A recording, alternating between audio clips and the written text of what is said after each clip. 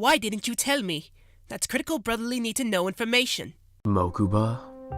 Naturally. I didn't tell you because it doesn't matter. I've forbidden Mokuba from seeing her again, so it's over and done with. You don't really believe that, do you? Do you have a point in bringing this up? Because if so, make it. I'm trying to work. What's your problem with your aunt anyway? She explained her actions. You forgive another family for less. Even if you don't want to see her, why are you so definite that Mokuba shouldn't? What makes her so different? Seto looked up at nothing in particular. It was a valid question. Was he only being stubborn because being around Lamia was simply too painful, or did his mistrust have a little merit to it? The first option was far from something a reasonable businessman would do. But the second? Well, in truth, everything about Lamia seemed to check out. Seto had used his considerable influence to run a little background check on his aunt. Within a few seconds, he discovered that she was indeed recently separated, and that his uncle had been arrested multiple times in the past for assault and other violent crimes. Even if Seto was just being too emotional about all of this, maybe it was forgivable that he should want nothing to do with his aunt, or anyone connected to his biological parents. But even so, it was lost on him why the idea of Mokuba being around this woman was somehow worse. Mokuba was a different person to Seto, something he tried his best to remember. It bugged Seto to no end when Mokuba hung around Yugi and his friends, or anyone he didn't directly approve of. But as his big brother, it wasn't Seto's job to force his ideas and opinions on him. At this point, all he hoped for was the boy's happiness and safety, no matter how much it grinded Seto's gears. So why was the thought of Mokuba spending any kind of time with Lamia so utterly unbearable?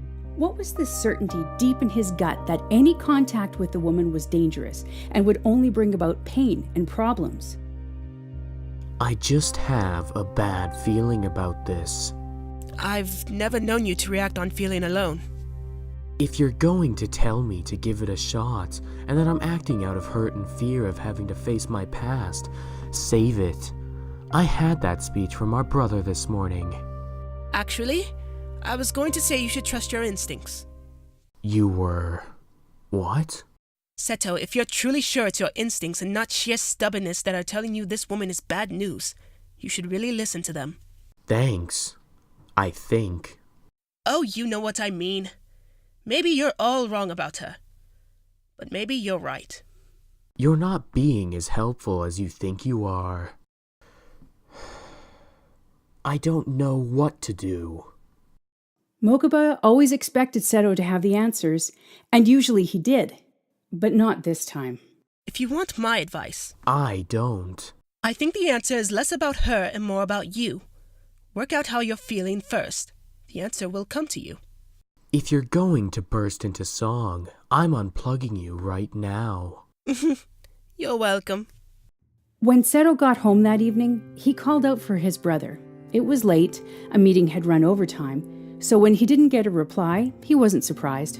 He headed towards the stairs, but noticed that the door to the main living room was open and a light was on within. Curious, Seto dropped his briefcase and popped his head in. On the sofa, he saw Mokuba, curled up and out like a light. No doubt he had tried to wait up for Seto, but had crashed out. Seto smiled, a rare, genuine smile, and moved to wake his brother, only to notice something in his hand. Somehow, he knew what it was before he picked it up. A fresh copy of the photograph Lamia had.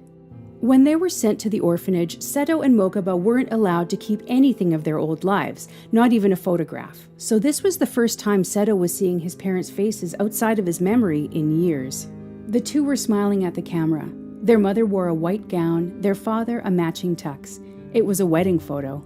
They looked so happy, so blissfully unaware of the tragedy that was to befall them and the children they didn't yet know they'd have. Seto may have been cold, logical, reasoning, and by many accounts, a complete arsehole. He kept his heart hidden from the world, but that didn't mean he didn't have one, and it broke when he saw those smiling faces. He knew he'd never really mourned the death of his parents. He was too busy toughening up and urging his brother to do the same, but he mourned that night. Rather than wake Mokuba, Seto carried the boy to his bed and tucked him in like he used to when he was smaller. Then he placed the photo tenderly on the nightstand and retreated to his own bedroom. Seto didn't change out of the suit he'd worn to work.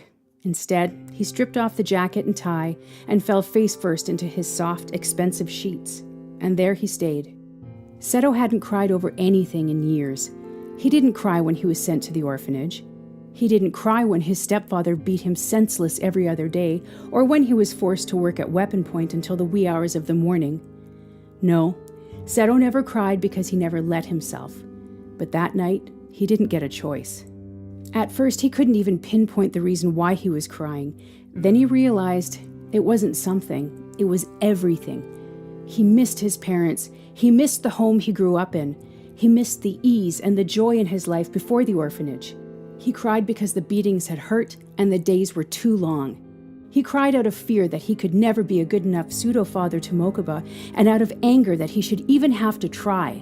He cried until there was nothing left in him but pure exhaustion, and then he finally fell asleep. The next morning, Seto slept through his alarm. When he woke up, he found Mokuba curled up next to him, sound asleep. He gently reached out and brushed the boy's hair back from his face. It was unknown if Mokuba ever knew that Seto had been crying, but if he did, he never mentioned it.